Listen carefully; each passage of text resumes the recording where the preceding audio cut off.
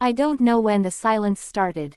I only know that by the time I noticed it, it had already become a part of our home, like the walls or the furniture. It moved with us from room to room. It slept between us at night. It followed us even when we sat together. And I was the one who let it grow. She used to talk a lot when we were younger. Not loud, not dramatic, just alive. She would tell me about small things, a woman she saw at the market, a line from a book, something funny a child said on the street. I remember nodding while checking my phone, answering with half sentences, my eyes more on the glowing screen than on her face. She would pause sometimes, waiting for me to look up. I rarely did. At first, she tried harder. She would ask me how my day was, even when I came home tired and irritated. She would bring me tea without asking. She would sit beside me while I watched TV, hoping I would turn my head and notice her quiet presence. When I didn't, she smiled anyway. A small, careful smile, like she didn't want to disturb me. I thought that was love, her adjusting to me, her understanding my silence. I didn't realize she was learning how to disappear. Nights were the worst, but I didn't know it then. The room would be dark except for my phone screen. Messages from work, random videos, endless scrolling. She would lie beside me, facing the other wall.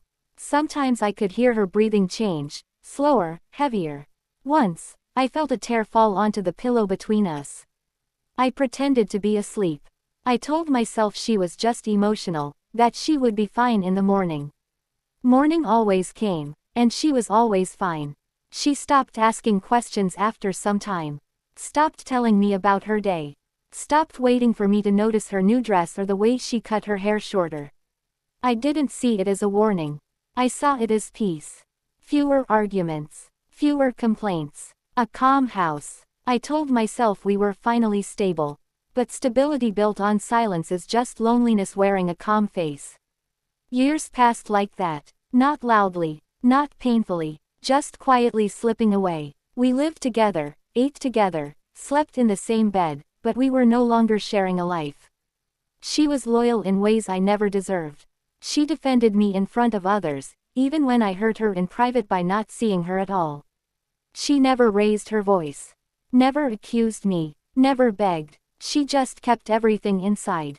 Sometimes I would catch her staring at nothing, her eyes heavy, like she was carrying thoughts too heavy to speak. I would ask, "What happened?" She would shake her head and say, "Nothing." And I would accept that answer like a gift, not realizing it was actually a goodbye she was practicing. I remember one evening clearly. Rain was falling outside, soft but steady. The kind of rain that makes the world feel smaller. She was sitting by the window, watching the drops race down the glass. I was behind her, typing on my phone. She said my name once. Just once. I answered without looking up. There was a long pause. Too long. Then she said nothing else. That was the moment, I think. The exact second when she stopped trying. After that, she became gentle in a different way. Distant, but kind. She still cooked. Still cleaned. Still asked if I had eaten. But there was no warmth left in her eyes. Just politeness. Like I was a guest who had overstayed, not a husband she loved. I didn't feel scared. I felt comfortable. And that's what haunts me now. The day she left wasn't dramatic. No shouting. No crying in front of me. No accusations. I came home and found the house unusually quiet. Her shoes were gone. Her scarf was missing from the hook. On the table was a single note. Not long. Not emotional. I got tired of being silent. That was all. I sat there for a long time, reading that one line again and again, like it would change if I stared hard enough. My phone buzzed in my hand with meaningless notifications. For the first time, I didn't want to look at it. I wanted to hear her voice. But the room answered me with emptiness. I called her. The call rang until it stopped. I texted her. 1 tick. Then 2. Seen. No reply. That night, the bed felt larger than it ever had. Cold. I lay on my side, staring at the dark, listening to the rain hit the window. For the first time in years, I remembered all the times she had tried to speak to me. All the pauses I ignored. All the feelings she swallowed just to keep the peace. I realized something terrible then. She didn't leave because she stopped loving me. She left because loving me alone was killing her. I tried to fix it after that.